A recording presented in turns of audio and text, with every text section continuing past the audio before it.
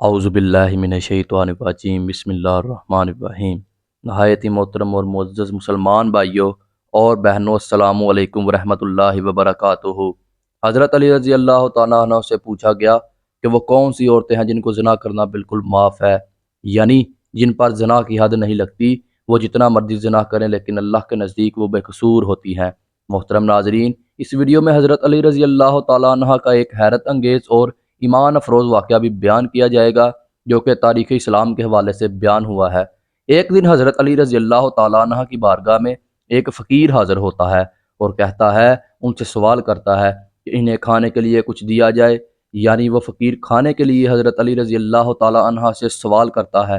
حضرت علی رضی اللہ تعالیٰ عنہ اپنے بیٹے کو گھر بھیج دیتے ہیں اور کہتے ہیں کہ اپنی والدہ سے دریافت کرو کہ گھر میں کھانے والی کون سی چیز موجود ہے۔ فرزند علی رضی اللہ تعالیٰ عنہ گھر جاتا ہے اور والدہ سے پوچھتا ہے کہ والد صاحب پوچھ رہے ہیں کھانے کے لیے کچھ ہے، تو جواب ملتا ہے کہ گھر میں صرف 6 درہم موجود ہیں۔ وہ واپس جا کر اپنے والدہ صاحب یعنی حضرت علی کو بتاتے ہیں کہ گھر میں صرف 6 درہم ہی موجود ہیں۔ اس پر حضرت علی حکم دیتے ہیں کہ گھر میں جا کر اپنی والدہ سے وہ 6 درہم لے آؤ تاکہ وہ فقیر کو دیے جا سکیں۔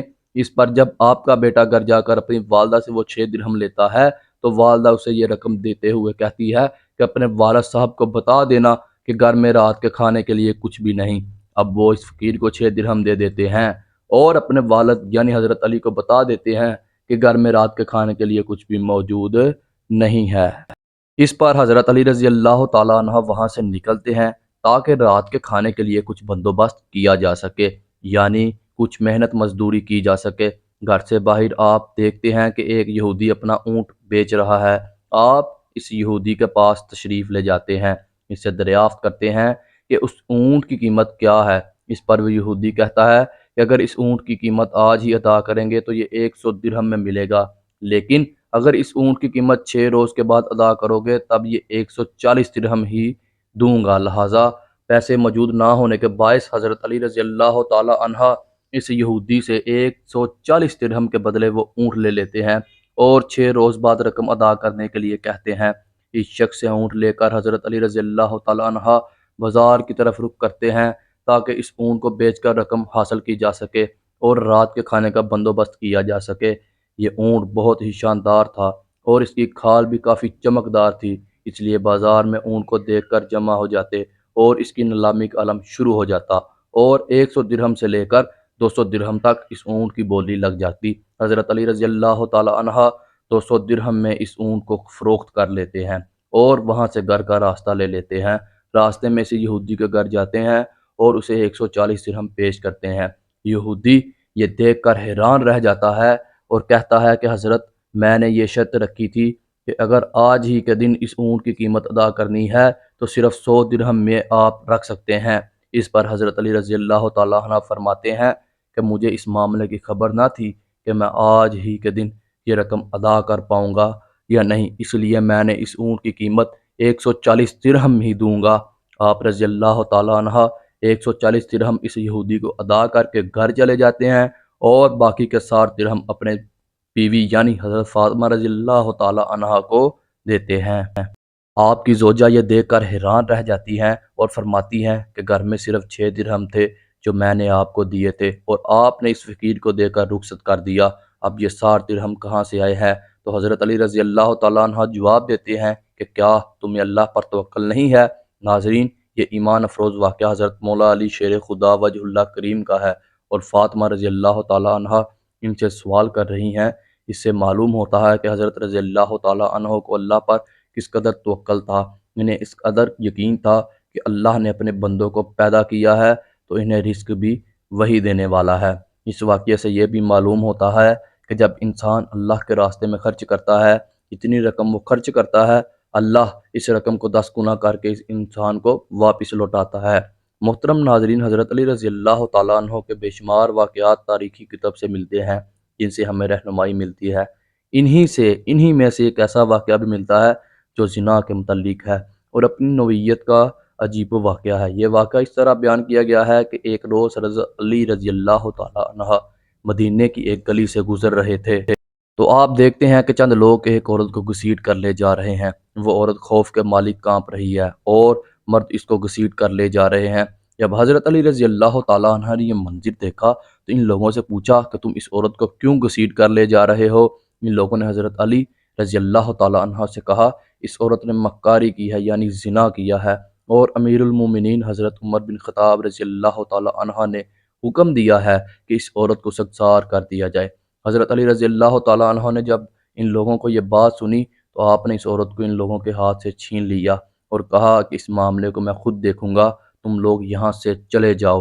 یہ سن کر وہ لوگ وہاں سے روانہ ہو گئے اور امیر المومنین حضرت عمر فاروق رضی اللہ تعالیٰ عنہ کو سارا ماجرا سنا دیا کہ آپ نے جس عورت کو سنسار کرنے کے لیے بھیجا تھا، حضرت علی رضی اللہ تعالیٰ عنہ نے اس عورت کو سنسار کرنے سے بچا لیا ہے اور ہم سے چھین لیا ہے، اور وہ عورت اب اس کے پاس ہے اور ہمیں وہاں سے ڈانٹ کر بھگا جانے کا کہا ہے۔ یہ سن کر حضرت عمر بن خطاب رضی اللہ تعالیٰ عنہ نے کہ یقیناً حضرت علی رضی اللہ تعالیٰ عنہ کو کسی بات کی خبر ہوگی جیسے ہم لوگ بے خبر ہیں، کیونکہ حضرت عمر بن خطاب رضی اللہ تعالیٰ عنہ کو اس بات کا علم تھا کہ حضرت علی رضی اللہ تعالیٰ عنہ کے پاس علم کا ایک بہت ہی بڑا خزانہ موجود ہے، لہذا ایسی کوئی نہ کوئی وجہ ضرور ہوگی جس کے باعث حضرت علی رضی اللہ تعالیٰ عنہ نے ایسا عمل کیا۔ اس پر حضرت عمر رضی اللہ تعالیٰ عنہ نے فرمایا کہ اے لوگو، جاؤ اور حضرت علی کو بلا کر لاؤ۔ لوگ گئے اور حضرت علی رضی اللہ تعالیٰ عنہ کو پیغام دیا۔ کچھ ہی دیر بعد حضرت علی رضی اللہ تعالیٰ عنہ وہاں پہنچ گئے۔ حضرت عمر بن خطاب رضی اللہ تعالیٰ عنہ نے حضرت علی رضی اللہ تعالیٰ عنہ سے پوچھا کہ اے علی، کیا وجہ ہے کہ تم نے لوگوں کی اس عورت سنسار کرنے سے روکا؟ تب حضرت علی رضی اللہ تعالیٰ عنہ نے فرمایا کیا آپ نے نہیں سنا کہ حضرت محمد صلی اللہ علیہ وآلہ وسلم نے فرمایا تین لوگوں کے اوپر سے قلم اٹھا لیا جاتا ہے، یعنی ان کے ایمان لکھے نہیں جاتے، وہ بے قصور ہوتے ہیں، یعنی ان کے گناہ نہیں لکھے جاتے۔ ایک وہ آدمی جو کہ سویا رہا یہاں تک کہ وہ بیدار ہو جائے، دوسرا وہ کہ جو نابالغ ہو یہاں تک کہ وہ بالغ ہو جائے، اور تیسرا وہ جو ہوش میں نہ ہو کے دیوانہ ہو، درویش ہو۔ حضرت عمر بن خطاب رضی اللہ تعالیٰ عنہ نے جب یہ سنا تو فرمایا ہاں، رسول کریم صلی اللہ علیہ وآلہ وسلم کو یہ بات ارشاد فرماتے ہوئے میں نے بھی سنا ہے۔ اس پر حضرت علی رضی اللہ تعالیٰ عنہ نے مسکرا کر فرمایا کہ امیر المومنین، اس عورت کو بھی کبھی کبھی دیوانہ پن کے دورے پڑتے ہیں اور یہ اپنے ہوش کھو بیٹھتی ہے، ہو سکتا ہے کہ وہ آدمی جس نے اس کے ساتھ زنا کیا اس نے اس کے دیوانے پن کا فائدہ اٹھایا ہو۔ حضرت عمر رضی اللہ تعالیٰ عنہ نے جب یہ سنا تو اس عورت کو رہا کرنے کا حکم دیا۔ محترم ناظرین، اس واقعے سے ہمیں معلوم ہوا کہ ایسے لوگ ہیں جو زنا کر کے بھی بے قصور ہوتے ہیں۔ حضرت علی رضی اللہ تعالیٰ عنہ کے پاس علم کا ایک بہت ہی بڑا خزانہ موجود تھا، اس لیے انہیں باب العلم بھی کہا جاتا ہے۔ حضرت علی رضی اللہ تعالیٰ عنہ کی زندگی کا ایک واقعہ اور قابل ذکر واقعہ ہے۔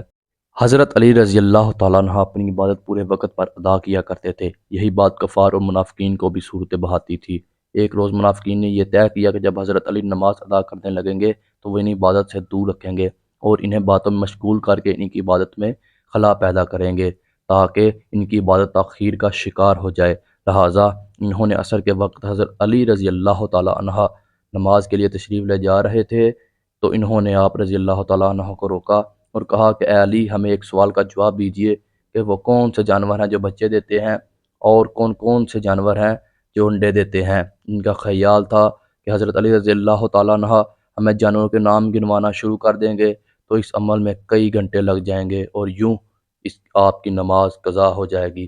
حضرت علی رضی اللہ تعالیٰ عنہ نے منافقین کا یہ سوال سن کر اپنا دایاں پاؤں مسجد کے اندر رکھا اور مسکراتے ہوئے فرمایا کہ وہ تمام جانور جن کے کان باہر ہوتے ہیں وہ بچے جنتے ہیں، جبکہ وہ تمام جانور جن کے کان اندر کی جانب ہوتے ہیں وہ انڈے دیتے ہیں۔ یہ کہہ کر آپ نے اپنا بایاں پاؤں بھی مسجد کے اندر رکھا اور نماز کے لیے تشریف لے گئے۔ یہ سن کر منافقین کے چہروں پر مایوسی چھا گئی اور وہ حیران و پریشان کھڑے ہو کر حضرت علی رضی اللہ تعالیٰ عنہ کو نماز ادا کرتے ہوئے دیکھتے رہے۔